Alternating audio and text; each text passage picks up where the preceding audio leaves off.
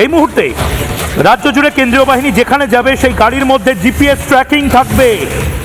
কোথায় কেন্দ্রীয় বাহিনী যাচ্ছে সব এবার থেকে দেখা যাবে, তার জিপিএস ট্র্যাক করা যাবে। কোথায় তারা যাচ্ছে সেগুলো অ্যাক্সেস করা যাবে।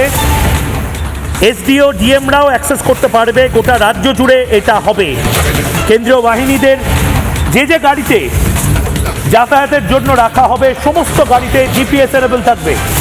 না না, এটা তো পুলিশ অবজারভার যেটা আছে রেকমেন্ডেশন দিয়েছেন কি যে সেন্ট্রাল ফোর্স আসছে যেটা মুভমেন্ট করবে ও গাড়ির মধ্যে জিপিএস ট্র্যাকিং থাকবে।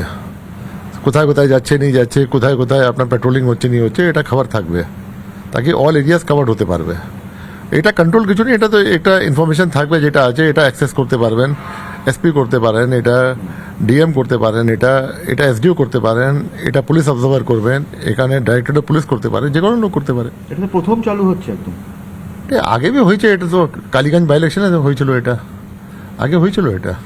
মানে গোটা রাজ্য জুড়ে এবার প্রথম সেই অর্থে হচ্ছে। হ্যাঁ, গোটা রাজ্য জুড়ে যেটা আছে পুলিশ অবজার্ভার বলেছেন যেটা আছে এটা করার জন্য এটা হবে।